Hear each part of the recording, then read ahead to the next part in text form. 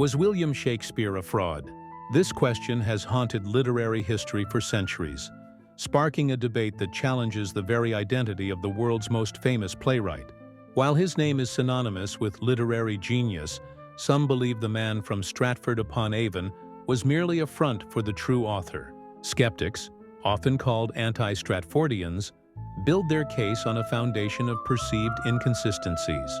How could a man from a humble background, with only a grammar school education, possess such a profound understanding of law, philosophy, foreign languages, and courtly life?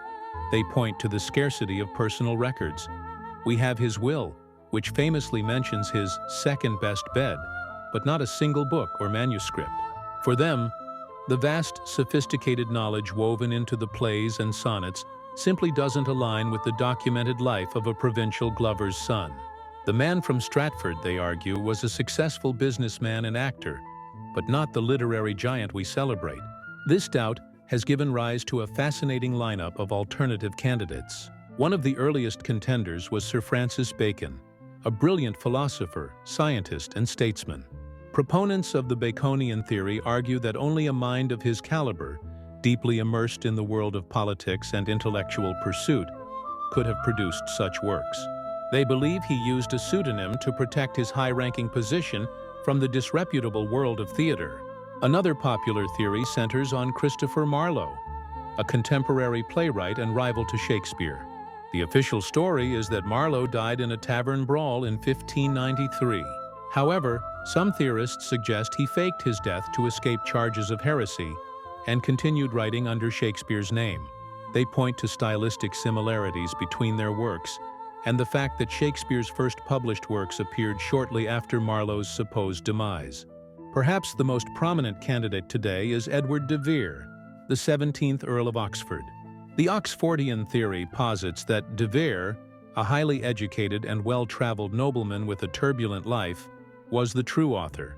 His experiences at court, his travels through Italy, and his personal dramas, they claim, are mirrored in the plots and characters of the plays.